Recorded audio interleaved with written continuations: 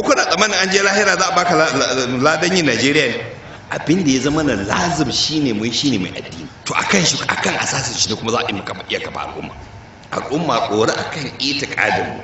Yanzu mu ba ba mu abin alfahari ba, an ba mu abin da yake kawai abin takaici ne. Shi yasa kuma matukar kasar nan ta wanzu, lalle bata wanzu domin amfanin mu ba, kuma za ta taba amfanin mu har abada, har sai mu in kafa namu.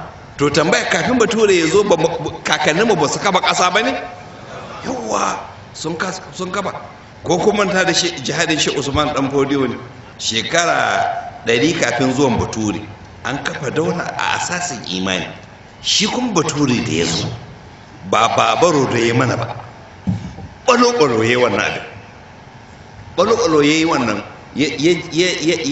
ya tabbatar da cewa ala dole sai ya ci Sokoto da yaki, ya macin ya je Sokoto, ya rutsa da Sokoto, ya shiga ta kofa guda, ashe ya yi mu mutane abin da ake ce ma kofar rago. Can duk kofofin fita garin ya ji an yi sa sojoji sun kwantan ɓauna da wuta, ya yi wuta ta kofar da suka shiga, kofar taramniya. Duk wanda ya yi gudu sai a harbe shi, don sojoji sun yi kwantan ɓauna a duk sauran kofofin garin. Duk wanda ya fita sun harbe, wayan ba wanda ya saura, wanda shi sarkin musulmi a tayar da ya fita kafin su je garin, kuma suka bi shi suna neman sai sun yaƙe shi, suka cin masa a barami, kuma suka yi kisan gilla, sai da suka loda gawawaki, sai da suka yi dala, ko in ce daloli na gawawaki. Sannan bayan sun tabbatar da cewa sun rusa wannan, sun kashi, sun kisa, sannan shi Lugadi ba tare da ya ɓoye ba ya yi jawabi a Sokoto ran da ya shiga Sokoto ranar 15 ga watan Maris 1903. Ya ce da can Fulani, kamar da shi wannan ina ga muku abin da Lugadi ya faɗa ke, ya ce da can Fulani sun ci ƙasar nan da yaƙi, saboda haka su suke da ikon su mallake ta, amma mu yanzu turawan Ingilishi mu kuma mun ci ku da yaƙi, saboda haka mu ke da haƙƙin mallakan ku. Mun san kuna da dokoki irin na addinin ku, mu ma mana da dokoki irin na addinin. Akwai bukatan ku fahimci irin namu addinin da dokokin, don shi ne yanzu zai mallake ku. Kuma har ma ya dokokin Ingila da Larabci. Akwai littafin da an rubuta da irin rubutunmu da Arabiya, ana ga musu mulkin, yadda tsarin mulkin sarkin Ingila yake, don su fahimci yanzu sun koma ƙarƙashin Ingilishi. Kuma har wala yau bayan Lugadi ya yi wannan bai tsaya nan ba, aka yi wani biki a ranar 4 ga watan April na 1903, aka yi biki a Lokoja.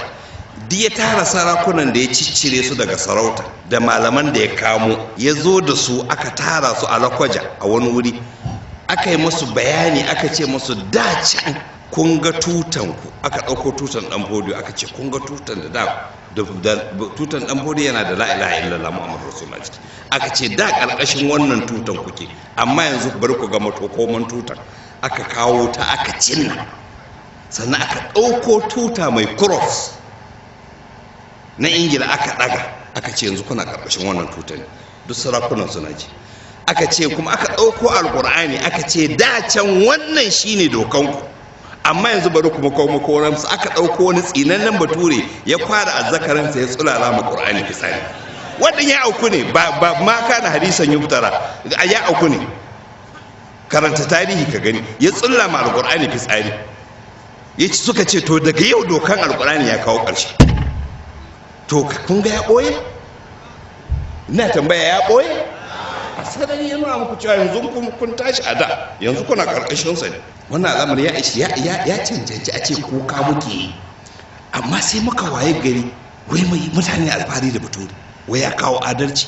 Alhali Allah ta'ala na shi inna shirka la zulmun azim, wai ya kawo adalci ne, wai ya kawo ilimi.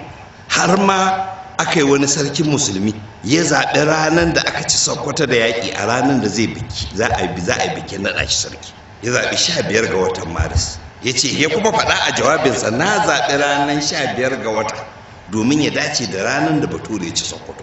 Kaga abin alfahari ne cin Sokoto da yaƙi. Kuma aka fira da shi ma BBC yake cewa ai zaɓen sarkin musulmi ma sai in adama ai sai sarauniya ta yadda. Kai ka ce abin kirki ne. hal alfahari suke sun zama abokanan sun zama karkashin sarauniya.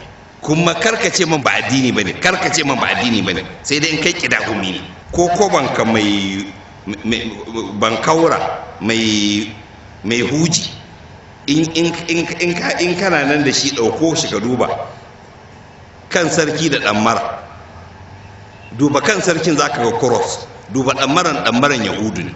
Karkace man ba addini bane, addinin sa ya kawo. In kuma ka ce man ba addini bane to komi ne shi amma ba musulunci bane ko. Don rashin ruwa da addini shi ma addini, amma ƙarya ne ma a ce ba ana rashin ruwa da addini, ƙarya ne. Ba wani abu rashin ruwa da addini, da ruwansu da addini. To ballantana kuma yanzu da ɓalo-ɓalo ma aka zo maka da shi a fili, yanzu aka nuna cewa a ƙasar nan musulunci shine babban abokin gaban ƙasa. An ayyana yanzu ɓalo-ɓalo da musulunci ake faɗa.